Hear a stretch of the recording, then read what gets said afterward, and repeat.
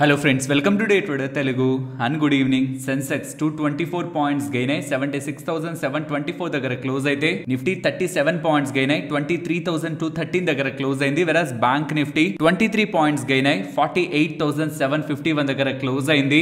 ఇవాల్టి మార్కెట్ ఒక price activity opening కొంత గ్యాప్ అప్, అక్కడి నుంచి పెరగడానికి ప్రయత్నించడం, మళ్ళీ ఫాల్, మళ్ళీ కొంత రికవరీ. ఓవరాల్ మార్కెట్ లో రీసెంట్ గా వచ్చిన షార్ప్ ఫాల్ తర్వాత ఒక రేంజ్ బౌండ్నెస్ మార్కెట్ లో కనిపిస్తూ ఉంది. ఎందుకు ఫాల్ అయిందో మనందరికీ తెలుసు. ఆ పాయింట్ ఆఫ్ టైం లో మీరు గమనించారంటే వరుసగా మనకి డాలర్ ఇండెక్స్ 110 వరకు వెళ్ళిపోయింది. 108 దగ్గర కొన్ని రోజులు చూసాం, 109 దగ్గర కొన్ని రోజులు చూసాం, 110 దగ్గర కూడా చూసాం. కానీ ఇప్పుడు అగైన్ 109 కి వస్తుండడం, దీంతో పాటు బాండ్ ఈల్డ్స్ కూడా 4.55 దగ్గర, 4.6 దగ్గర, 4.65, 4.7, 4.8 దగ్గర కూడా రీసెంట్ టైమ్స్ లో చూసాం. ఇప్పుడు 4.76. సో రీసెంట్ టైమ్స్ లో ఏదైతే పెరుగుతూ ఈ బాండ్ ఈల్డ్స్ కానీ డాలర్ ఇండెక్స్ కానీ వెళ్తున్నాయో ఇప్పుడు కొంత ఆగి లైట్ గా డౌన్ సైడ్ కి మూవ్ అవుతున్నట్లయితే మనకు కనిపిస్తుంది. ఇది అలా కంటిన్యూ అవుతుందా, లేదు ఇంకొన్ని రోజులు ఇలా ఉండి మళ్ళీ ఫర్దర్ గా పెరుగుతుందా అన్నదే మెయిన్ క్వశ్చన్. దాంతోనే ఈక్విటీస్ రీసెంట్ టైమ్స్ లో వన్ డైరెక్షనల్ గా ఫాలో అవుతున్న ఈక్విటీస్ కొంత స్టెబిలైజ్ అవుతున్నట్లు కనిపిస్తాయి. అండ్ ప్యారలల్ గా మన డాలర్ టు రూపీ రిలేటెడ్ గా కూడా కొంత స్టెబిలిటీ కనిపిస్తుంది. అండ్ రీసెంట్ గా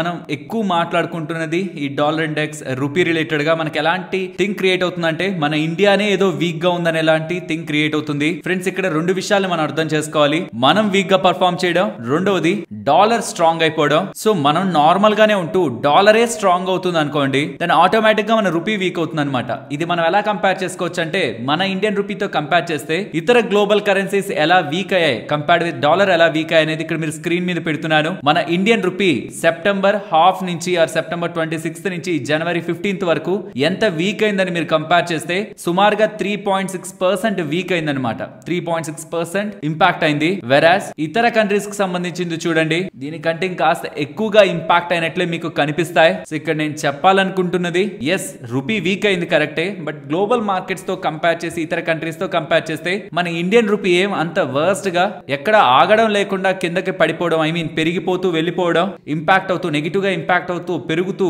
వాల్యూని కోల్పోతూ ఉండడం ఏం జరగట్లేదు. అండ్ ఇంకొకటి కూడా చెప్పాలనుకుంటుంది, చాలా టైం బ్యాక్ నుంచి ట్రంప్ గారు రిలేటెడ్ గా ఫియర్స్ తో బాండ్ డీల్స్ పెరగడం, తద్వారా FIS కూడా రిస్క్ లేని రిటర్న్ కదా మనకి యుఎస్ లోని ఇన్వెస్ట్మెంట్ చేసుకోవచ్చు కదా అని డబ్బుల్ని ఇక్కడ నుంచి పెద్ద మొత్తంలో తీసుకువెళ్తూ ఉండడం. ఈవెన్ నిన్న కూడా FIS 8,000 crore దగ్గరగా సెల్ చేశారని మాట్లాడుకున్నాం కదా. కానీ నిజంగా ట్రంప్ గారు వచ్చి మొత్తం బిజినెస్ లన్నీ ఇంపాక్ట్ అయ్యేలా ఆ లెవెల్లో ఇన్ఫ్లేషన్ ని పెంచేసి సెంట్రల్ బ్యాంక్స్ ని వడ్డీ రేట్లు కట్ చేయకుండా బిజినెస్ ని డిస్టర్బ్ చేసేలా డిసిషన్స్ ని తీసుకుంటారా అని మనం ఒక్కసారి ఆలోచిస్తే ట్రంప్ గారు ప్రెసిడెంట్ కంటే ముందు ఒక బిజినెస్ మ్యాన్ అన్న విషయాన్ని కూడా మనం అండర్లైన్ చేయాలి. సో ట్రంప్ గారు రిలేటెడ్ గా ఏ ఫియర్స్ అయితే క్రియేట్ అవుతున్నాయో నాకు తెలిసి అవన్నీ కూడా జనవరి 20 తన ప్రమాణ స్వీకారం దగ్గర నుంచి ఆ ఫియర్స్ అన్ని కూడా వన్స్ తన పొజిషన్ తీసుకున్న తర్వాత అంత ప్రొయాక్టివ్ గా అంత వైలెంట్ గా స్టెప్స్ తీసుకోకుండా స్టెప్ బై స్టెప్ తను ఈ టారిఫ్ రిలేటెడ్ గా టాక్సుల పరంగా తను తీసుకునే డెసిషన్స్ తో మార్కెట్ స్టెబిలైజ్ అయ్యే అవకాశం ఉంది. బట్ ఈ లోపు మీకు ట్రంప్ ట్రేడ్ లుక్స్ లైక్ ఏ ట్రాప్ అని, తన కారణంగా మార్కెట్స్ ఓలటైల్ గా అవుతాయి, ఇది ఒక న్యూ ఎరా అనేలా మీకు ఏవేవైతే ఆర్టికల్స్ కనిపిస్తూ ఉంటాయో అది తను ఎంటర్ అయ్యేంత వరకే. ఎంటర్ అయిన తర్వాత తను ఏం అలాంటి డెసిషన్స్ తీసుకోకపోతుంటే ఆల్రెడీ తీసుకుంటారనే మార్కెట్ అనుకుంటుంది. ఈవెన్ తీసుకుంటున్నా అది మార్కెట్ పెద్ద డిస్టర్బింగ్ థింగ్ తో చూస్తుందని అయితే నేను అనుకోవట్లేదు.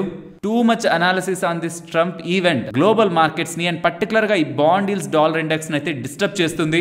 అండ్ రీసెంట్ టైమ్స్ లో ఇవేం పెద్దగా ఇంకా వీక్ అవ్వకపోతూ, అంటే రూపీ పరంగా వీక్ అవ్వకపోతూ, డాలర్ పరంగా స్ట్రాంగ్ అవ్వకపోతూ అండ్ బాండ్ ఈల్డ్స్ కూడా ఫర్దర్ గా పెరగకపోతూ ఉండడం కొంత వెల్కమింగ్ ఫ్యాక్టర్ లా మార్కెట్స్ కి కొంత దెబ్బ తగిలితే ఆయింట్మెంట్ రాస్తారు కదా, ఆ లెవెల్ ఆఫ్ ఈవెంట్స్ గా ప్రెసెంట్ మార్కెట్ లో ఉన్నాయి. అండ్ ఇంకొకటి చెప్పాలి, నేను నిన్నటి వీడియోలో ఇవాళ ఇన్ఫ్లేషన్ డేటా వస్తుంది యుఎస్ కి సంబంధించిందని చెప్పాను. నేను యాక్చువల్ గా ఆ టైంలో PPI ఇన్ఫ్లేషన్ రిలేటెడ్ గా అనుకున్నాను. PPI ఇన్ఫ్లేషన్ డేటా ఇది ప్రొడ్యూసర్ లెవెల్ లో ఉంటున్న ఇన్ఫ్లేషన్ డేటా నిన్న అప్డేట్ అయింది. 0.2% దగ్గరగా వచ్చింది. ఎక్స్పెక్టేషన్స్ కంటే బెటర్ గానే వచ్చింది. But main inflation data CPI inflation data ఇవాళ మనకి అప్డేట్ అవుతుంది. ఇది very important because recent jobs data strong గా ఉంది. కాబట్టి ఈ CPI ఇన్ఫ్లేషన్ డేటా ఏమైనా మార్కెట్ ఎక్స్పెక్టేషన్స్ కంటే బెటర్ గా ఉంటే, అంటే అనుకున్న దానికంటే ఇన్ఫ్లేషన్ డేటా తక్కువగా ఉంటే అది మార్కెట్స్ రిలేటెడ్ గా మంచిది. అలా కానీ కాలేదంటే మాత్రం అది మార్కెట్స్ పరంగా బిగ్ ఇంపాక్ట్ ని క్రియేట్ చేస్తుంది. కాబట్టి వాళ్ళ ప్రాబబులీ వాళ్ళ మన వీడియో పెట్టేలోపు ఈ డేటా వచ్చినా నేను మీకు అప్డేట్ చేస్తాను. లేదన్నా మీకు ఇక్కడ కింద కామెంట్ సెక్షన్ లో సెకండ్ కామెంట్ లో కూడా అది ఉంటుంది.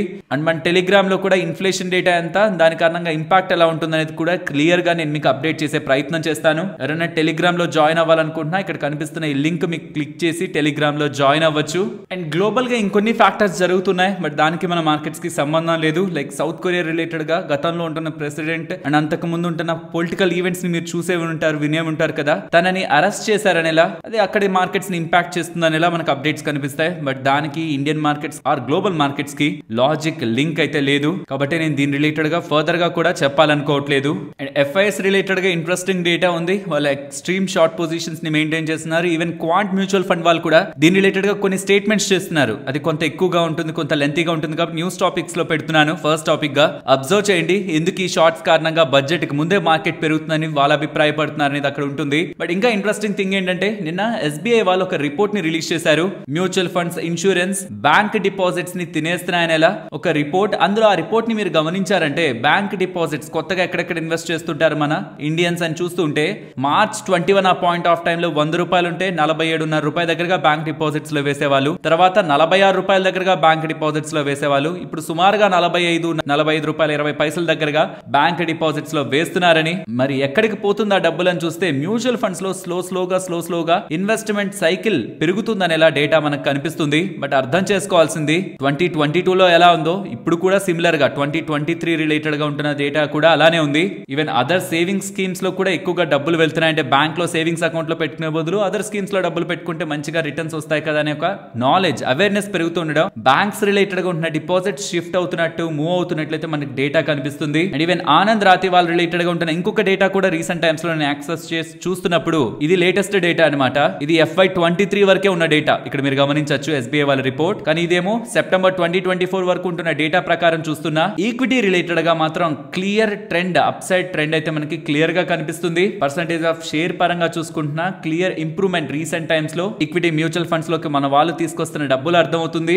సో ఓవరాల్ బ్యాంక్స్ లో ఇప్పటి వరకు సేవ్ చేసుకుంటూ వస్తున్న ఇండియన్స్ వాళ్ళ డబ్బుల్ని ఇతర స్కీమ్స్ లోకి, మ్యూచువల్ ఫండ్స్ లోకి, ఇండియన్ మార్కెట్స్ లోకి స్లోగా పెడుతున్నారన్న డేటా అయితే మనకి క్లియర్ గా విజిబిలిటీలో ఉంది. కాబట్టి ఇక్కడ నాకు రెండు థింగ్స్ రిలేటెడ్ గా క్వశ్చన్ మార్క్ అయితే ఉంది. ఇక్కడ బ్యాంక్స్ రిలేటెడ్ గా డిపాజిట్స్ ఇలా మూవ్ అయిపోతున్నాయి, మ్యూచువల్ ఫండ్స్ రిలేటెడ్ గా, మార్కెట్స్ రిలేటెడ్ గా అన్నది ఒకవేళ కన్సర్నింగ్ ఫ్యాక్టర్ అని రెగ్యులేటర్స్ కి అనిపిస్తే, అదే ఇదర్ గవర్నమెంట్ కానీ ఆర్ మార్కెట్ రెగ్యులేటర్స్ కానీ అనిపిస్తే, మార్కెట్స్ లోకి వస్తున్న డబ్బుల్ని కొంత రీటైలర్స్ సైడ్ నుంచి ఆపడానికి ఒకవేళ ఏమైనా ట్యాక్స్ ని పెంచే ప్రయత్నం ఫర్దర్ గా గవర్నమెంట్ చేస్తుందా? ఇది నా biggest worry.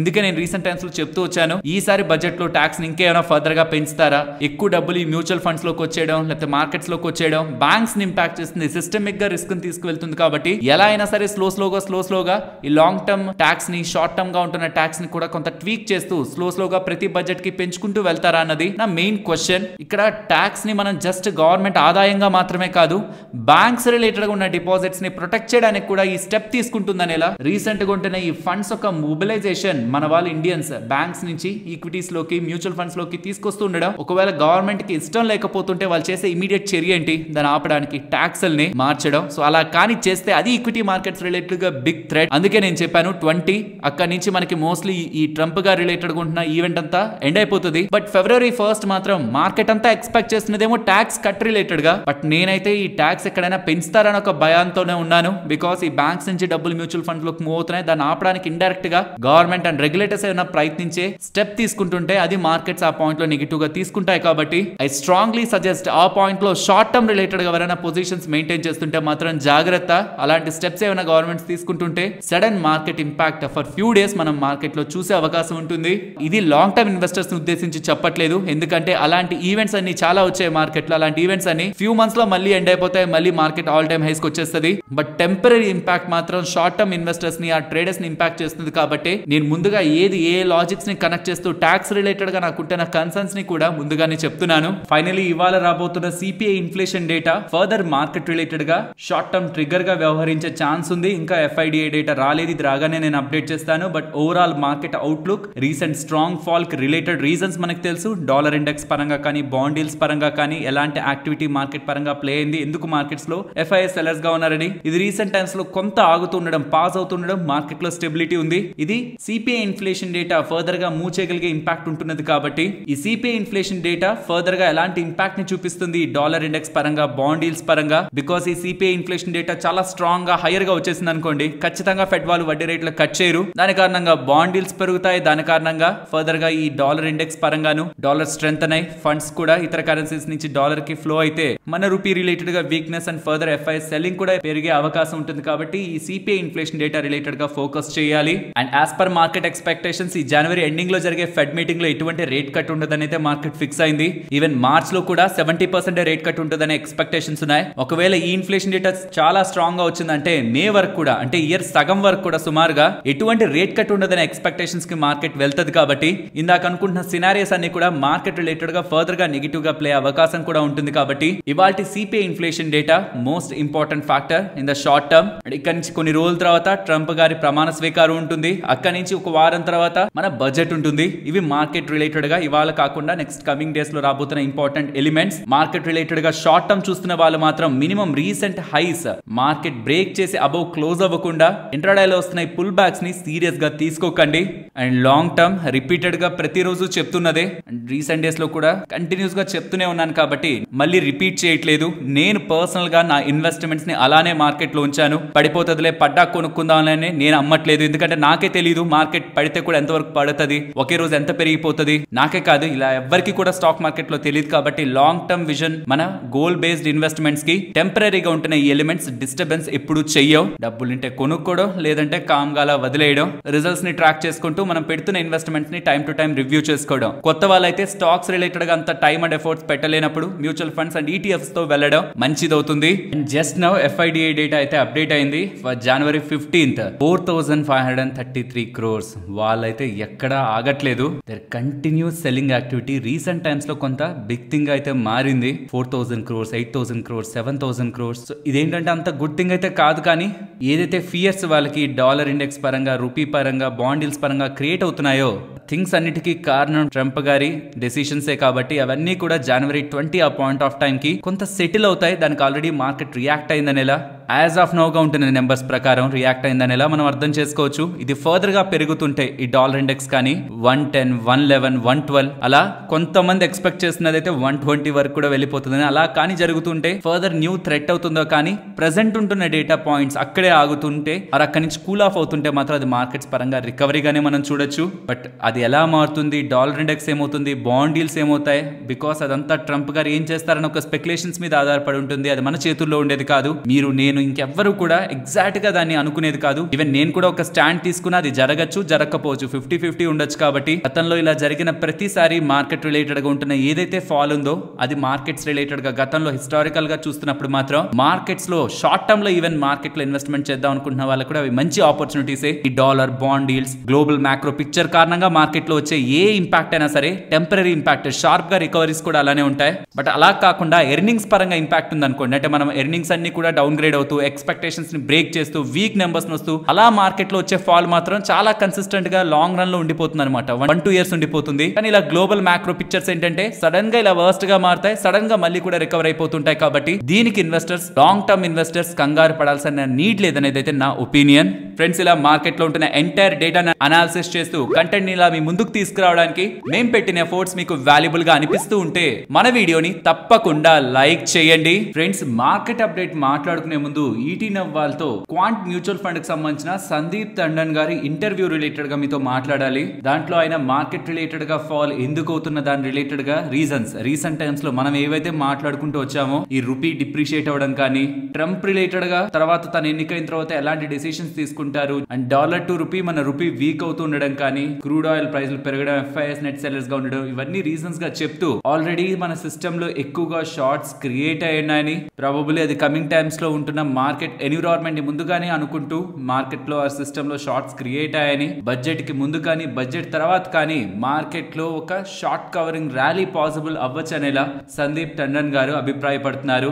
A large caps అయితే మార్కెట్ ప్రెసెంట్ హేట్ చేస్తుందో ఆ లార్జ్ క్యాప్స్ కమింగ్ టైమ్ లో మార్కెట్ ఒక ఫేవరెట్స్ అయ్యే ఛాన్స్ ఉంటుందని క్వాంట్ మ్యూచువల్ ఫండ్ కి సంబంధించిన టాప్ హోల్డింగ్స్ ఇక్కడ మీరు Aurobindo pharma, Reliance, IRB infra, conquer, Tata communications, ఇది క్వాంట్ మ్యూచువల్ ఫండ్ కి సంబంధించింది. అదే ఫ్లెక్సీ క్యాప్ క్యాప్ కి సంబంధించి Reliance ITC, Bajaj finance, sawmill and Aurobindo pharma ఈ స్టాక్స్ ని మీరు స్క్రీన్ పైన గమనించవచ్చు. అలాగే స్మాల్ క్యాప్ ఫండ్ కి సంబంధించి రిలయన్స్ స్మాల్ క్యాప్ కాదు but entire small cap fund లో వాళ్ళు రిలయన్స్ ని టాప్ గా ఉంచుతూ rest Jio financial, Aegis logistics, Aditya Birla fashion and retail, Bikaji foods ఇవి వాళ్ళ టాప్ స్మాల్ క్యాప్ హోల్డింగ్స్ గా ఉన్నాయని మనకి డిస్ప్లే అవుతుంటాయి. ఓవరాల్ ఈ ఇంటర్వ్యూలో తను చెప్పాలనుకుంటుంది మాత్రం మార్కెట్ లో షార్ట్స్ ఎక్కువ ఉన్నాయి. బడ్జెట్ కి ముందు కానీ బడ్జెట్ తర్వాత కానీ షార్ట్ కవరింగ్ మూవ్ మార్కెట్ లో పాసిబుల్ అవుతుందనేలా ఓన్లీ డాలర్ ఇండెక్స్ స్ట్రాంగ్ అవుతుండడం, రూపీ వీక్ అవుతుండడమే మార్కెట్ కి సంబంధించిన బిగ్ వర్రీ. అండ్ ఈ క్యాలెండర్ ఇయర్ 2025 లో అంటే ఈ జనవరి నుంచి డిసెంబర్ వరకు ఎండ్ ఆఫ్ ద ఇయర్ ఏదైతే క్లోజింగ్ ఉందో అది క్యాలెండర్ ఇయర్ 2024 అంటే లాస్ట్ ఇయర్ క్లోజింగ్ కంటే హైయర్ గానే ఉంటుందని,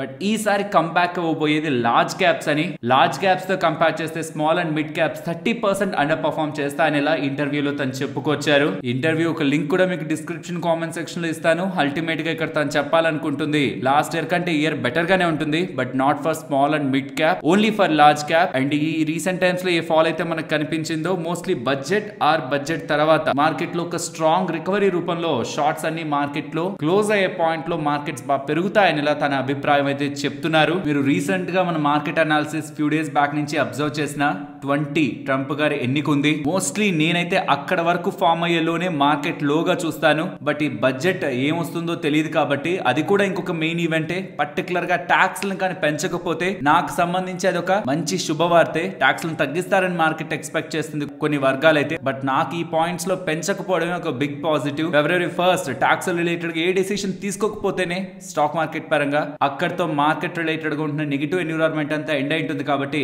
February 1st కి ముందే మార్కెట్ లో ఏదైతే లో ఫామ్ అయింటుందో అదే మార్కెట్ లోగా నేను చూస్తానని చెప్పాను. యాక్చువల్లీ January 20 కి అలా చూడాలి కానీ February 1st ఉంటున్నది కూడా మెయిన్ ఈవెంటే కాబట్టి February 1st ముందు వరకు ఏదైతే మార్కెట్ ఫామ్ చేస్తుంటుందో అదే లో అక్కడి నుంచి మార్కెట్స్ రిలేటెడ్ గా స్లో అండ్ గ్రాడ్యువల్ రికవరీ ఉంటుందనేలా నా అభిప్రాయం అని కమింగ్ వీడియోస్ లో చెప్పాను. అండ్ టన్ రిలేటెడ్ గా స్టేట్మెంట్స్ లో కూడా బడ్జెట్ తర్వాత ఏవైతే షార్ట్స్ క్రియేట్ అయింటాయో అవి ఖచ్చితంగా కవర్ అయ్యే ప్రయత్నంలో మార్కెట్ పెరుగుతుందని, ఇన్ సమ్ టైమ్స్ అది బడ్జెట్ కి ముందే కవర్ అయ్యే ప్రయత్నంలో మార్కెట్ పెరుగుతుందని, ఇన్ అండ్ అరౌండ్ ఈ లాస్ట్ వీక్ ఆఫ్ జనవరిలో మార్కెట్ రిలేటెడ్ గా ఫోకస్ ఎక్కువ ఉంటుందనేలా తన మాటల్ని బట్టి మనం అర్థం చేసుకోవచ్చు. సో ఓవరాల్ స్టేట్మెంట్స్ అంతా మర్జ్ అవుతున్నది ఇక్కడే. బడ్జెట్ కి దగ్గరగానే February 1st కి ముందు వారం రోజులు తర్వాత వారం రోజుల్లోనే మోస్ట్లీ మార్కెట్ రిలేటెడ్ గా ఈ రీసెంట్ టైమ్స్ లో ఉంటున్న అన్సర్టనిటీ అంతా ఎండ్ అయ్యే అవకాశం ఉంది. లెట్స్ సీ రియాలిటీలో మార్కెట్ ఎలా ప్లే అవుతుందని. తన పూర్తి ఇంటర్వ్యూ ఒక లింక్ మీకు డిస్క్రిప్షన్ కామెంట్ సెక్షన్ లో ఇస్తున్నాను, వీలైతే వాచ్ చేయండి. నెక్స్ట్ డిపిడిపి రూల్స్ గురించి మాట్లాడుకోవాలి.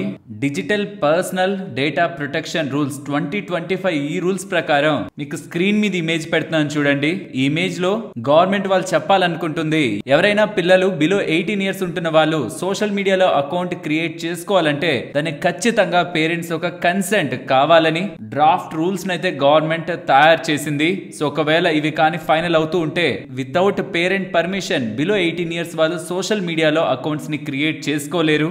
మరి ఇది చూడాలి ఏ రకంగా పేరెంట్స్ పర్మిషన్ ని సోషల్ మీడియాలో అప్డేట్ చేసి అకౌంట్స్ క్రియేట్ చేసుకోవడానికి ఏ రకమైన మెథడాలజీని వాడతారని. ఇక్కడ నుంచి కొంత టైం బ్యాక్ 9 నుంచి 17 years అంటే బిలో 18 years ఉంటున్న వాళ్ళు డైలీ కూడా 3 to 6 hours ఈ సోషల్ మీడియాలో కానీ ఓటీటీ ప్లాట్ఫామ్స్ లో కానీ వాళ్ళ సమయాన్ని స్పెండ్ చేస్తూ ఫిజికల్ గా యాక్టివ్ గా లేకపోవడం, స్టడీస్ పరంగా ఫోకస్ చేయలేకపోవడం పక్కన ఇండియాలో ఉంటున్న మెజారిటీ ఆఫ్ చిల్డ్రన్ వెళ్లిపోతున్నారని. ఫేస్బుక్ కానీ ఇన్స్టాగ్రామ్ కానీ వీటన్నిటి రిలేటెడ్ గా పిల్లలకి అంటూ కొన్ని సపరేట్ టర్మ్స్ అండ్ కండిషన్స్ ఉంటూ పేరెంట్స్ ఒక పర్మిషన్ తోనే ఇవి యాక్సెస్ చేయాలనేలా చాలా వరకు అప్డేట్స్ అయితే మనకి సోషల్ మీడియా వైడ్ గా కనిపించాయి పేరెంట్స్ సైడ్ నుంచి. ప్రాబబ్లీ దీని రిలేటెడ్ గా గవర్నమెంట్ చర్యలు తీసుకుంటున్నట్లయితే అర్థమవుతుంది. అండ్ ఇది మీకు ఎంతవరకు కరెక్ట్ అనిపిస్తుంది, దీని కారణంగా ఇంపాక్ట్ పిల్లల రిలేటెడ్ గా వాళ్ళ బెటర్మెంట్ రిలేటెడ్ గా ఉంటుందని మీరు కూడా యాక్సెప్ట్ చేస్తారా? మీ ఒపీనియన్స్ ని కామెంట్ సెక్షన్ లో చెప్పండి. నెక్స్ట్ ఇక్కడ మీకు స్క్రీన్ పైన కనిపిస్తున్న ఇమేజ్ ని జాగ్రత్తగా గమనించారంటే గవర్నమెంట్ ఎస్టిటి ఈ సెక్యూరిటీ ట్రాన్సాక్షన్ ట్యాక్స్ ఉంది కదా, మనం చేస్తున్న ట్రాన్సాక్షన్ పై గవర్నమెంట్ కి వెళ్తుంది కదా ట్యాక్స్, అది గవర్నమెంట్ పెట్టుకున్న టార్గెట్ కంటే కూడా టార్గెట్ గవర్నమెంట్ పెట్టుకుంది 37,000 కోట్లు సంపాదించాలని. కానీ ఆ టార్గెట్ ని ఇంకా FY25 కంప్లీట్ కాకముందే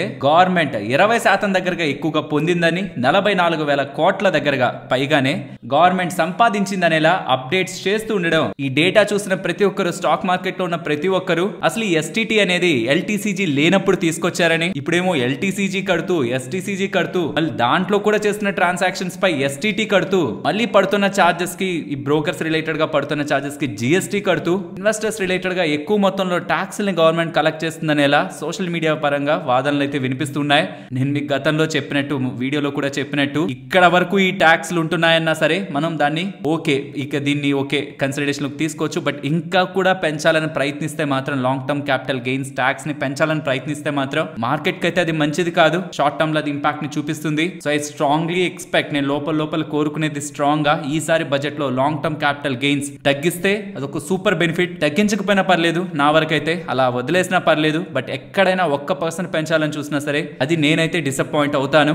నెక్స్ట్ వడాఫోన్ ఐడియా గురించి మాట్లాడుకోవాలి. నిన్నేమో వడాఫోన్ ఐడియాలో ఈక్విటీ రిలేటెడ్ గా ఇన్వెస్ట్మెంట్స్ వస్తున్నాయనేసరికి స్టాక్ పెరిగింది కదా. ఇవాళ వడాఫోన్ ఐడియా వాళ్ళు హెచ్సిఎల్ సాఫ్ట్వేర్ వాళ్ళతో పార్ట్నర్ అయి వాళ్ళ 4G అండ్ 5G నెట్వర్క్స్ ని ఎన్హాన్స్ చేసుకుంటున్నారని ఇలా అప్డేట్స్ చేస్తుండడం కూడా ఇవాళ స్టాక్ పెరగడానికి ప్రధానమైన కారణంగా కనిపిస్తుంది. బికాస్ హెచ్సిఎల్ వాళ్ళ ANA అగ్యుమెంటెడ్ నెట్వర్క్ ఆటోమేషన్ వాళ్ళతో టైఅప్ అవడం కారణంగా నెట్వర్క్ పర్ఫార్మెన్స్ అండ్ రిలయబిలిటీ పెరుగుతుందని, కాస్ట్ సేవింగ్ జరుగుతుందని, వీళ్ళ సస్టైనబిలిటీ అండ్ యూజర్ ఎక్స్పీరియన్స్ పెరుగుతుందని అలా స్టేట్మెంట్స్ చేస్తూ ఉండడం, వీళ్ళ బిజినెస్ ని స్ట్రెంథెన్ చేసుకోవడానికి వీళ్ళు ప్రయత్నిస్తున్నారనే అప్డేట్స్ తో ఇవాళ స్టాక్ అయితే పెరిగింది. బట్ ప్రాబ్లం అంతా వీళ్ళ ఫండ్ రైజింగ్. వీళ్ళకి స్ట్రాంగ్ ఫండ్ రైజింగ్ కావాలి. వీళ్ళ అప్పులు రిలేటెడ్ గా వడ్డీల్ని కట్టుకొని ఫర్దర్ గా ఉంటున్న వీళ్ళ బిజినెస్ ని ఎక్స్పాండ్ చేయడానికి ఆ డబ్బులు ఎక్కడి నుంచి వస్తుంది అన్నదే మార్కెట్ కి ఇంకా క్లారిటీ లేదు. నెక్స్ట్ లాజిస్టిక్స్ కంపెనీ అయిన ఆల్ కార్గో గతి వాళ్ళ బిజినెస్ డేటాని షేర్ చేస్తున్నారు. డిసెంబర్ మంత్ రిలేటెడ్ గా only in December month 1,13,000 tons ని వీళ్ళు హ్యాండిల్ చేశారంటున్నారు. Both surface and air related గా. అది డిసెంబర్ 2023తో కంపేర్ చేసాం అనుకోండి, అది పెరుగుతున్నట్టే. బికాస్ డిసెంబర్ 2023లో కేవలం 1,05,000 టన్స్ ని వీళ్ళు హ్యాండిల్ చేశారు. వెరాజ్ మీరు నవంబర్ తో కంపేర్ చేసినా అక్కడ కూడా 1,02,000 టన్స్ నే వీళ్ళు హ్యాండిల్ చేసినట్టు. కాబట్టి ఈసారి రిపోర్ట్ అవుతున్న 1,13,000 టన్స్ హ్యాండ్లింగ్ అనేది month on month and year on year comparison లో స్ట్రాంగ్ గా improvement ఉంటున్నట్టు. Overall all cargo Gati వాళ్ళ బిజినెస్ డేటా స్ట్రాంగ్ గా ఉంది. ఫ్రెండ్స్, ఈ మార్పెన్ ల్యాబ్స్ రిలేటెడ్ గా మీరు చాలా సార్లు గతంలో వినే ఉంటారు. దీని రిలేటెడ్ గా ఒక ఇంట్రెస్టింగ్ డెవలప్మెంట్ కనిపిస్తుంది. మీకు స్క్రీన్ ముందు పెడుతున్నాను, ఒకసారి అబ్జర్వ్ చేయండి. వీళ్ళకి సంబంధించిన మెడికల్ డివైజెస్ బిజినెస్ ని స్లమ్ సేల్ లో భాగంగా వీళ్ళ అండర్ లో ఉంటున్న కంపెనీకి అమ్మేస్తున్నారు. మార్ఫెన్ మెడ్టెక్ లిమిటెడ్. ఇది బై సెప్టెంబర్ 2025 లోపు కంప్లీట్ అవుతుందని ఇలా వీళ్ళు అప్డేట్ చేస్తున్నారు. ఇంకొంచెం డీటెయిల్స్ లోకి వెళ్తే ఈ మార్పెన్ మెడ్టెక్ ఏ కంపెనీకి అయితే వీళ్ళు అమ్మేస్తున్నారో, వీళ్ళ ఎంటైర్ మెడికల్ డివైజెస్ బిజినెస్ ని అమ్మేస్తున్నారు, అది జస్ట్ 1 వీక్ బ్యాక్ ఇన్కార్పొరేట్ అయిన కంపెనీగా అర్థమవుతుంది. అండ్ ఆ కంపెనీకి సంబంధించిన వాటా 80% మార్పెన్ ల్యాబ్స్ దగ్గరే ఉంది. బట్ 20% మాత్రం ప్రమోటర్స్ అండ్ ఫ్యామిలీ దగ్గర ఉంది. ఈ మార్పెన్ ల్యాబ్స్ ఆల్మోస్ట్ 2023 దగ్గర నుంచి కూడా కాన్స్టెంట్ గా చాలా బిజినెస్ లను రీస్ట్రక్చరింగ్ చేసుకుంటూ ఆల్మోస్ట్ 2023లో అనుకుంటాను వీళ్ళ ఫార్ములేషన్ బిజినెస్ ని న్యూ సబ్సిడరీకి ఇచ్చేసింది. అండ్ ఇప్పుడు వీళ్ళకి సంబంధించిన మెడికల్ డివైజెస్ బిజినెస్ ని మెడ్టెక్ కంపెనీకి ఇచ్చేస్తుంది. అన్ని చేసేసిన తర్వాత ఫైనల్ గా ఈ మార్ఫెన్ ల్యాబ్స్ వాళ్ళ దగ్గర కేవలం API బిజినెస్ మాత్రమే ఉంటది. సో ఈ డెవలప్మెంట్ మార్ఫెన్ ల్యాబ్స్ లో ఉంటున్న షేర్ హోల్డర్స్ కి అడ్వాంటేజ్ అలాగేం కనిపించట్లేదు. ప్రాబబ్లీ ఆ మార్ఫెన్ మెడ్టెక్ లిమిటెడ్ ఏమైనా IPOగా తీసుకురావాలని ప్రయత్నిస్తారేమో ఫ్యూచర్ లో. బట్ రీసెంట్ టైమ్స్ లో ఈ మెడికల్ డివైజెస్ రిలేటెడ్ గా గుడ్ గ్రోత్ ఉంటుందనేలా, గ్లోబల్ గా మంచి డిమాండ్ ఉంటుందనేలా, బిజినెస్ కి మంచి స్కోప్ ఉంటుందనేలా రీసెంట్ టైమ్స్ లో బిజినెస్ ట్రెండ్స్ రిలేటెడ్ గా వస్తున్న అప్డేట్స్ లో ఎగ్జాక్ట్లీ ఈ పాయింట్ లో వీళ్ళ మెడికల్ డివైజెస్ బిజినెస్ ని వీళ్ళ అండర్ లో ఉంటున్న ఇంకొక కంపెనీకి వేర్ ప్రమోటర్స్ 20% దగ్గరగా వాటాన్ని హోల్డ్ చేస్తున్న వాటికి స్లమ్ సెల్ లో భాగంగా ఒక ఇండిపెండెంట్ వాల్యూయర్ చెప్తున్న వాల్యుయేషన్ లోనే స్లమ్ సెల్ లో భాగంగా వీళ్ళ అండర్ లో ఉంటున్న కంపెనీకి చేంజ్ చేస్తున్నారు. అండ్ ఈ డెవలప్మెంట్ ని కంపెనీ అయితే పాజిటివ్ గా తీసుకోలేదు. బికాస్ ప్రెసెంట్ ఉంటున్న ఎగ్జిస్టింగ్ షేర్ హోల్డర్స్ కి ఈ డెవలప్మెంట్ నాకైతే పాజిటివ్ గా ఏం కనిపించట్లేదు. ఫ్రెండ్స్, ఇలా న్యూస్ అప్డేట్స్ ని అనాలిసిస్ చేస్తూ మీ ముందుకి కంటెంట్ తీసుకురావడానికి మేం పెడుతున్న ఎఫర్ట్స్ మీకు వాల్యుబుల్ గా అనిపిస్తూ ఉంటే మన వీడియోని తప్పకుండా లైక్ చేయండి. నెక్స్ట్ IRFC గురించి మాట్లాడుకోవాలి. Badrinath coal block project related గా 3,167 crore లోన్ కి IRFC వాళ్ళు L1 బిడ్డర్ గా సెలెక్ట్ అయ్యారని, ఈ బద్రీనాథ్ కోల్ బ్లాక్ అనేది NTPC అండ్ JBVNL వీళ్ళిద్దరి జాయింట్ వెంచర్ తో రన్ అవుతుంది. దీనికి IRFC వాళ్ళు ఫండింగ్ రిలేటెడ్ గా అపాయింట్ అయినట్టు, ఫైనాన్సింగ్ చేయడానికి వీళ్ళు అపాయింట్ అయినట్టు ఎక్స్చేంజెస్ కి అయితే అప్డేట్ చేశారు. నెక్స్ట్ వెల్స్పన్ కార్ప్ గురించి మాట్లాడుకోవాలి. వీళ్ళు సౌదీ అరామ్కో వాళ్ళతో MOU ని కుదుర్చుకొని కింగ్డమ్ ఆఫ్ సౌదీ అరేబియాలో 3,50,000 మెట్రిక్ టన్స్ పర్ ఇయర్ దగ్గరగా ప్రొడక్షన్ చేసే ఎల్సా పైప్స్, ఇక్కడ మీకు స్క్రీన్ మీద పెడుతున్నాను ఎల్సా పైప్స్ అనేవి ఎలా ఉంటాయని, దీన్ని ఎస్టాబ్లిష్ చేయబోతున్నట్లుగా వీళ్ళైతే ఎక్స్చేంజెస్ కి అప్డేట్ చేస్తున్నారు. దీంతో ఫ్యూచర్ లో oil, gas, hydrogen transmission and ఇతర ప్రాజెక్ట్స్ రిలేటెడ్ గా కావాల్సిన ఫ్యూచర్ నీడ్స్ కి మ్యానుఫ్యాక్చరింగ్ ప్లాంట్ యూజ్ అవుతుందని వెల్స్పన్ కార్ప్ వాళ్ళు అప్డేట్స్ చేస్తూ చేస్తుండడం స్టాక్ ఇవాళ 4% అబోవ్ దగ్గరగా పెరిగింది. నెక్స్ట్ ప్రీమియర్ ఎనర్జీస్ గురించి మాట్లాడుకోవాలి. వీళ్ళకి 1460 crores విలువ చేసే order solar modules and cells related గా లభించిందని, ఎవరి దగ్గర నుంచి లభించే ఎగ్జాక్ట్ నేమ్స్ చెప్పట్లేదు కానీ 2 మేజర్ ఇండిపెండెంట్ పవర్ ప్రొడ్యూసర్స్ దగ్గర నుంచి ఆర్డర్స్ లభించాయని, దీనికి సంబంధించిన పనుల్ని డెలివరీస్ ని May 2025 నుంచి చేస్తారనేలా. అండ్ ఈ ఎంటైర్ 1460 crore ఆర్డర్ లో 1041 crore ఏమో సోలార్ మాడ్యూల్స్ కి, 419 crore ఏమో సోలార్ సెల్స్ రిలేటెడ్ గా లభించిన ఆర్డర్స్ అనేలా ఎక్స్చేంజెస్ కి ప్రీమియర్ ఎనర్జీస్ వాళ్ళు అప్డేట్స్ చేస్తున్నారు. హీరో మోటోకార్ప్ వాళ్ళు ఒక కొత్త స్కూటర్ ని లాంచ్ చేశారు, డెస్టినీ 125 అని. ఒక 3 వేరియంట్స్ లో లాంచ్ చేశారు. VX variant 80,450, ZX variant 89,300, ZX plus variant 90,300. 59 km/L దగ్గరగా మైలేజ్ ఇస్తూ కొన్ని smart tech features like calls కానీ మెసేజెస్ కానీ అలర్ట్స్ ఇవ్వడం, నావిగేషన్ ఉంటూ ఉండడం, మొబైల్ ఛార్జింగ్ ఇలాంటి కొన్ని ఫీచర్స్ ని పెట్టి వెహికల్ ని హీరో మోటోకార్ప్ వాళ్ళు లాంచ్ చేసినట్లు అప్డేట్స్ అయితే కనిపిస్తున్నాయి. నెక్స్ట్ స్కై గోల్డ్ గురించి మాట్లాడుకోవాలి. ఫ్రెండ్స్, వీళ్ళందరిలో చాలా క్లయింట్స్ ఉంటారు కదా, లైక్ మీరు బయట చూస్తుంటారు Joy Alukkas, Malabar gold and ఇతర గోల్డ్ జ్యువెలరీస్ ని అమ్ముతున్న మోస్ట్ ఆఫ్ ద వాళ్ళు వీళ్ళ క్లయింట్స్ గా ఉన్నారు కదా. టాప్ 5 వీళ్ళ కస్టమర్స్ ఏ పాయింట్ లో ఎవరెవరు ఉన్నారు అనేది కూడా మీరు స్క్రీన్ మీద గమనించవచ్చు. అలాంటిది వీళ్ళు ఇప్పుడు వీళ్ళ లిస్ట్ లోకి, పోర్ట్ఫోలియోలోకి ఆదిత్య బిర్లా జ్యువెలరీ వాళ్ళని కూడా యాజ్ ఎ క్లయింట్ గా యాడ్ చేసుకున్నారని, దానికి కారణంగా న్యూ కేటగిరీస్ లో 18 క్యారెట్ గోల్డ్ లో కానీ, నేచురల్ డైమండ్ జ్యువెలరీలో కానీ, ల్యాబ్ గ్రోన్ డైమండ్ జ్యువెలరీలో కానీ వీళ్ళకి మల్టిపుల్ ఆర్డర్స్ వీళ్ళ దగ్గర నుంచి లభించినట్లు స్కై గోల్డ్ వాళ్ళు అప్డేట్స్ చేస్తూ ఉండడం స్టాక్ ఇవాళ పెరిగింది. నెక్స్ట్ కళ్యాణ్ జ్యువెలర్స్ గురించి మాట్లాడుకోవాలి. మీరు ఇక్కడ గమనించారంటే లాస్ట్ 1 year లో స్టాక్ బాగా పెరిగింది. గత కొద్ది రోజుల నుంచి మాత్రం స్టాక్ లో 30% దగ్గరగా ఫాల్ కనిపించింది. దీనికి ప్రధానమైన కారణం ఒకటి ఇది ఎక్స్పెన్సివ్ వాల్యుయేషన్ లో ఉంటుండడం, రెండవది మేనేజ్మెంట్ రిలేటెడ్ గా కొన్ని రూమర్స్ రావడం. దీని గురించి మేనేజ్మెంట్ రీసెంట్ గా కాన్ఫరెన్స్ కాల్ ని నిర్వహించి ఉంటున్న అన్ని క్వశ్చన్స్ ని ఆన్సర్ చేసే ప్రయత్నం చేసింది. అందులో ప్రధానంగా రూమర్స్ రిలేటెడ్ గా లైక్ హెలికాప్టర్స్ ని కొంటున్నారు, జెట్స్ ని కొంటున్నారని వస్తున్న రూమర్స్ రిలేటెడ్ గా ఎటువంటివి మేము పర్చేస్ చేయట్లేదు, అవన్నీ రూమర్స్ మాత్రమే. మేము top notch book keeping practices ని, ఆడిటర్ క్వాలిటీని మేము మెయింటైన్ చేస్తుంటాం. కార్పొరేట్ గవర్నెన్స్ పరంగా మాకు ఏ ఇష్యూ లేదు. ఇన్వెంటరీ పరంగా, ఐటీ రైట్స్ పరంగా వస్తున్న రూమర్స్ పరంగా కూడా బేస్లెస్, అవన్నీ కూడా మా మీద ఎట్లాంటివి లేవు అనేలా, నెగిటివ్స్ కార్పొరేట్ గవర్నెన్స్ పరంగా ఏం లేవనేలా అప్డేట్స్ అయితే చేస్తూ మేనేజ్మెంట్ అగైన్ బిజినెస్ పరంగా స్ట్రాంగ్ కాన్ఫిడెన్స్ ఇచ్చినా సరే స్టిల్ ఇవాళ ఒకనొక పాయింట్ లో 12% దగ్గరగా స్టాక్ పడి ఫైనల్ గా 7-8% దగ్గరగా నెగిటివ్ లో స్టాక్ క్లోజ్ అయింది. సో ఒక పక్క రూమర్స్ అనా ఇతర రీజన్స్ తోనో స్టాక్ కాన్స్టెంట్ గా, మేబీ హై వాల్యుయేషన్స్ అనా ఏదో ఒక రీజన్ తో స్టాక్ అయితే కాన్స్టెంట్ గా పడుతుంది. మేనేజ్మెంట్ ఇన్వెస్టర్స్ రిలేటెడ్ గా ఉంటున్న కన్సర్న్స్ ని కూల్ చేయడానికి కూడా కాన్ఫరెన్స్ కాల్స్ ని నిర్వహించినా సరే అది ఏ మాత్రం సొల్యూషన్ అయితే ఇవాళ ఇవ్వలేకపోయింది. ఒక ఎక్స్ ఆర్టీఓ కానిస్టేబుల్ రిలేటెడ్ గా అనుమానం వచ్చి ఇవాళ రిలేటెడ్ గా income tax department, Lokayukta, ED వీళ్ళందరూ కూడా చేసిన సోదాల్లో సుమారుగా 500 నుంచి 700 కోట్ల దగ్గరగా ఆస్తులు ఆ ఎక్స్ ఆర్టీఓ కానిస్టేబుల్ రిలేటెడ్ గా ఉన్నాయని, తనైతే పరారీలో ఉన్నారు కానీ ఇది తను బినామీగా ఉంటూ ఏర్పరచుకున్న ఆస్తులా లేకపోతే లంచం తీసుకోవడం కారణంగా ఏర్పడిన ఆస్తులు అన్నదే క్వశ్చన్ మార్క్ లో ఉంది. బికాస్ సాలరీ సంపాదిస్తున్న వ్యక్తికి ఇన్ని 100 కోట్లలో ఆస్తులు అయితే ఉండవు. బట్ ఒక ఎక్స్ ఆర్టీఓ కానిస్టేబుల్ కి ఇంత పెద్ద మొత్తంలో ఆస్తులు ఉన్నాయనేలా అప్డేట్స్ కనిపిస్తూ ఉండడం ఎంటైర్ సోషల్ మీడియాలో కూడా దీని రిలేటెడ్ ఒక బిగ్ డిస్కషన్ గా అయితే మారింది. నెక్స్ట్ మిండా కార్పొరేషన్ ఇవాళ పెరగడానికి ప్రధానమైన కారణం వీళ్ళు ఫ్లాష్ ఎలక్ట్రానిక్స్ అనే కంపెనీలో 49% వాటాని 1372 crore పెట్టి కొనబోతున్నారని, ఈ ఫ్లాష్ ఎలక్ట్రానిక్స్ అనేది electric power train solution provider అని, ఈవీ వెహికల్స్ రిలేటెడ్ గా మీకు స్క్రీన్ ముందు పెడుతున్నాను చూడండి, ఈ బిజినెస్ లో ఉంటుందని. దీని కారణంగా ఈవీ ప్లాట్ఫామ్ లో వీళ్ళు ఫాస్టెస్ట్ గ్రోయింగ్ కంపెనీగా ఎదగడానికి ఈ డీల్ వీళ్ళకి ఉపయోగపడుతుందనేలా. ఇది ఆల్ క్యాష్ డీల్ అంటే మొత్తం కూడా ఈక్విటీ పరంగా కాకుండా టోటల్ క్యాష్ లో జరుగుతున్న ట్రాన్సాక్షన్ మిండా కార్ప్ వాళ్ళు అప్డేట్స్ చేస్తున్నారు. ఆల్రెడీ ఫ్లాష్ ఎలక్ట్రానిక్స్ వాళ్ళకి Audi, Bajaj auto, BMW, Ducati, Harley Davidson, Kawasaki, KTM లాంటి క్లయింట్స్ ఉన్నారు. అండ్ ఆల్రెడీ దాని రెవెన్యూస్ కూడా చూస్తే లాస్ట్ FY24 లో 1340 crore దగ్గరగా రెవెన్యూస్ ఉంటూ మార్జిన్స్ 13.8 గా మెయింటైన్ చేస్తూ ఆపరేటింగ్ ప్రాఫిట్ 185 crore దగ్గరగా పోస్ట్ చేసింది. అండ్ ఈ 25 లో FY25 లో ఇయర్ ఆన్ ఇయర్ లో 20% గ్రో అవుతామనేలా కూడా వాళ్ళ టార్గెట్స్ ఉన్నాయి. కాబట్టి అండ్ అది ఎక్స్పోర్ట్స్ పరంగా 24%, ఇండియాలో కూడా 76% రెవెన్యూస్ సంపాదిస్తున్న కంపెనీ, క్వాలిటీ కంపెనీలో వీళ్ళ స్టేక్ ని ఎక్వైర్ చేసి ఈవీ పోర్ట్ఫోలియోని స్ట్రాంగ్ గా గ్రో చేసుకోవాలని ప్రయత్నిస్తూ ఉండడం మార్కెట్ దీన్ని పాజిటివ్ గా తీసుకుంది. నెక్స్ట్ మెక్వైర్ వాళ్ళు ఈ రెస్టారెంట్స్ రిలేటెడ్ గా ఉంటున్న ఇండస్ట్రీ పై ఒక రిపోర్ట్ ని రిలీజ్ చేస్తూ ప్రెసెంట్ ఉంటున్న మెట్రిక్స్ ప్రకారం ఓవరాల్ ఇండియాలో కన్సంప్షన్ పెరుగుతూ ఈ రెస్టారెంట్ రిలేటెడ్ గా బిజినెస్ చేస్తూ గ్రో అవ్వాలనుకుంటున్న కంపెనీస్ పరంగా అడ్వాంటేజ్ గా మారుతుందని,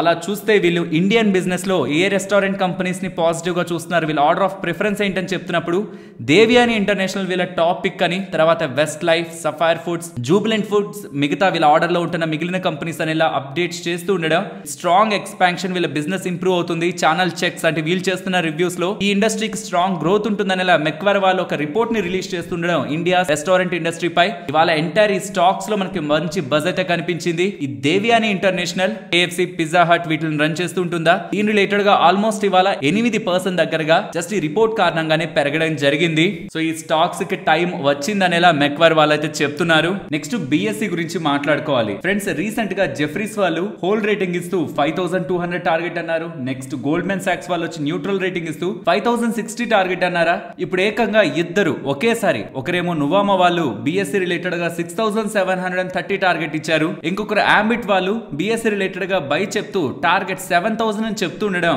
స్టాక్ ఇవాళ పెరగడానికి ప్రధానమైన కారణం వీళ్ళు చెప్తున్నది ఒకటే, సెబీ వాళ్ళ రీసెంట్ రూల్స్ తర్వాత కూడా డెరివేటివ్స్ లో వచ్చిన చేంజెస్ టర్న్ ఓవర్ ని తగ్గిస్తున్నాయి, కానీ ప్రీమియం రిలేటెడ్ గా వచ్చిన ప్రీమియం ఇంక్రీజ్ అవడం కారణంగా ఉంటున్న బెనిఫిట్స్ తో BSE వాళ్ళకి లాభం ఉంటుందని, కమింగ్ టైమ్స్ లో వీళ్ళ ఎర్నింగ్స్ 40% CAGR తో కమింగ్ టైమ్స్ లో గ్రో అవుతూ ప్రాఫిట్ కూడా అబౌవ్ 70% దగ్గరగా నెక్స్ట్ కమింగ్ ఇయర్స్ లో గ్రో అవుతుందని, క్లియరింగ్ చార్జెస్ తగ్గడం కారణంగా కూడా వీళ్ళ మార్జిన్స్ పెరుగుతూ robust structure, multiple streams of revenues వీళ్ళకి క్రియేట్ అవుతూ ఒక స్ట్రాంగ్ ప్లేయర్ గా వీళ్ళు ఎవాల్వ్ అవుతారని ఇలా నువామా వాళ్ళు భావిస్తూ ఇలాంటి స్టేట్మెంట్స్ చేస్తూ హైయర్ టార్గెట్స్ ఇస్తూ ఉండడం స్టాక్ పెరగడానికి ప్రధానమైన కారణం. ఒకేసారి ఇలా మల్టిపుల్ పీపుల్ స్టాక్ మంచిదే ఇక్కడ నుంచి పెరుగుతుందనేలా ఒకేసారి కవరేజ్ ఇనిషియేట్ చేస్తూ ఉండడం స్టాక్ ఇవాళ హైలైట్ అయి నిలిచింది. ఇదే కాదు, డిక్సాన్ రిలేటెడ్ గా కూడా మల్టిపుల్ బ్రోకర్స్ వాళ్ళ ఒపీనియన్స్ ని షేర్ చేస్తున్నారు. Most of the people including MK వాళ్ళతో సహా టార్గెట్ 20,000 దగ్గరగా చెప్తూ, ఇన్ఫాక్ట్ రీసెంట్ గా అది అక్కడే ఉండింది, 20,000 దగ్గర నుంచే పడింది, అక్కడికి వెళ్తుందని చెప్తూ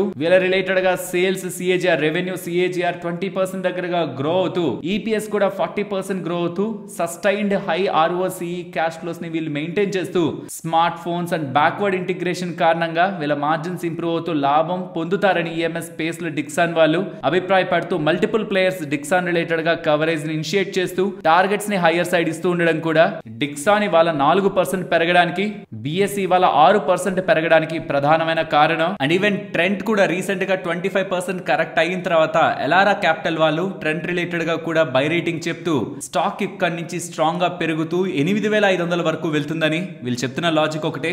జూడియో వాళ్ళ కాంపిటీటర్స్ ఎంతమంది వచ్చినా కమింగ్ టైమ్స్ లో విత్ అఫోర్డబుల్ ప్రైసింగ్ జూడియో ఆ స్టాండర్డ్స్ ని మెయింటైన్ చేస్తూ కాంపిటీటర్స్ ని బీట్ చేస్తూ గ్రో అవుతుందని ఈ ట్రెండ్ వాళ్ళకి సంబంధించిన వెబ్ సైడ్ నుంచి కూడా గ్రోత్ అండ్ డెవలప్మెంట్ వీళ్ళు ఎక్స్పెక్ట్ చేస్తూ జూడియో అవుట్ పర్ఫార్మ్ చేస్తుందని, అలా జూడియో రిలేటెడ్ గా ఉంటున్న గ్రోత్ రేట్ 31% దగ్గరగా త్రూ FY27 వీళ్ళు ఎక్స్పెక్ట్ చేస్తూ చూస్తున్న వాల్యుయేషన్స్ లో రీసెంట్ టైమ్స్ లో వచ్చిన కరెక్షన్ ట్రెండ్ రిలేటెడ్ గా మంచి ఆపర్చునిటీ అనేలా ఎలారా క్యాపిటల్ వాళ్ళైతే భావిస్తున్నారు. బట్ నెగిటివ్స్ గా ఏం చెప్తున్నారంటే, అంటే ఎప్పుడు ఈ ట్రెండ్ స్టాక్ పడ్డానికి ఎక్కువ ఛాన్స్లు ఉంటాయంటే వీళ్ళు అనుకుంటున్న స్టోర్ ఎడిషన్ జూడియో రిలేటెడ్ గా స్లో డౌన్ అయినా, ఆరు వీళ్ళ కాంపిటీటర్స్ ఇంటెన్స్ ప్రైస్ వరకు దిగిన, నార్మల్ గా ఇప్పుడు ఉంటున్న business okay, but intense price వరకు దిగిన అప్పుడు వీళ్ళ మార్జిన్స్ మీద ఇంపాక్ట్ ఉంటుంది. కానీ యాజ్ ఆఫ్ నో గా ఉంటున్న కాంపిటీషన్ ట్రెండ్ రిలేటెడ్ గా బిగ్ ఇంపాక్ట్ ని క్రియేట్ చేయదనేలా వాళ్ళ అభిప్రాయపడుతున్నారు. నెక్స్ట్ ట్రాన్స్లైటింగ్ వాళ్ళ నెంబర్స్ వచ్చాయి. రీసెంట్ టైమ్ గా IPO లిస్ట్ అయి బాగా పెరిగి రీసెంట్ టైమ్స్ లో కొంత కరెక్ట్ అయింది కదా. వీళ్ళ నెంబర్స్ ని మీరు అబ్జర్వ్ చేశారంటే డీసెంట్ సెట్ ఆఫ్ నెంబర్స్ ని వీళ్ళు పోస్ట్ చేస్తున్నట్లు మనకు అర్థమవుతుంది. రెవెన్యూస్ కానీ, profit before tax, profit after tax ఇవన్నీ కూడా Q2 రిలేటెడ్ గా, వీళ్ళు Q3 కాదు పోస్ట్ చేసింది, Q2 రిలేటెడ్ గా బెటర్ గానే వచ్చాయి.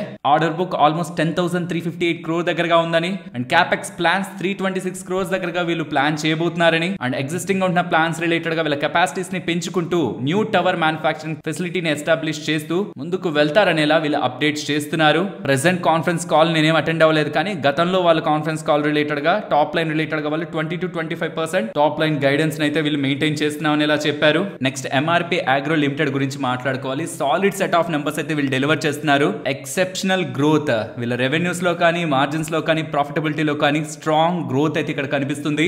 ఈవెన్ బ్యాంక్ ఆఫ్ మహారాష్ట్ర వాళ్ళ నెంబర్స్ కూడా నెట్ ఇంట్రెస్ట్ ఇన్కమ్ కానివ్వండి, వీళ్ళ అసెట్ క్వాలిటీ కానివ్వండి, నెట్ ఇంట్రెస్ట్ మార్జిన్, ఓవరాల్ వీళ్ళ నెంబర్స్ అంతా ప్రాఫిటబిలిటీతో సహా ఎక్స్పెక్టేషన్స్ కంటే బెటర్ గా ఉన్నాయి. పర్టికులర్ గా వీళ్ళ asset quality, gross non performing assets 1.8% దగ్గరగా వీళ్ళు చెప్తూ ఉండడం. Q2 లో అయితే ఏకంగా 1.84 దగ్గర ఉంది. లాస్ట్ ఇయర్ సేమ్ టైమ్ లో 2.04 దగ్గర ఉంది. సో అసెట్ క్వాలిటీ స్ట్రాంగ్ గా ఉంది. Profit after tax nearly 1406 crore దగ్గరగా వీళ్ళు రిపోర్ట్ చేశారు. Quarter on quarter and year on year basis లో కూడా సిగ్నిఫికెంట్ గా ఇంప్రూవ్మెంట్ అవుతున్నట్టే. So gross and net non performing assets down అవుతూ ఇయర్ ఆన్ ఇయర్ లో స్టడీ అసెట్ క్వాలిటీని మెయింటైన్ చేస్తూ గుడ్ నెంబర్స్ ని వీళ్ళు డెలివర్ చేస్తూ ఉండడం, వీళ్ళ రిలేటెడ్ గా నెంబర్స్ ని కూడా పాజిటివ్ గా చూడొచ్చు. నెక్స్ట్ హెచ్డిఎఫ్సి ఏఎంసీ నెంబర్స్ గురించి మాట్లాడుకోవాలి. And quarter on quarter comparison 5% revenue పెరుగుతూ ఆపరేటింగ్ ప్రాఫిట్ 7% ఇంప్రూవ్ అవుతూ మార్జిన్స్ కూడా 89.84 నుంచి 91.69 కి ఇంప్రూవ్ అవుతూ profit 11% on quarter basis improve అవుతూ ఉండడం. ఇదే సేమ్ ఇయర్ ఆన్ ఇయర్ లో చూస్తే significant expansion on revenue side, margin side, profit side కనిపిస్తూ టోటల్ ఏయుఎం కూడా ఇయర్ ఆన్ ఇయర్ కంపారిజన్ లో 43% గ్రో అవుతూ ఉండడం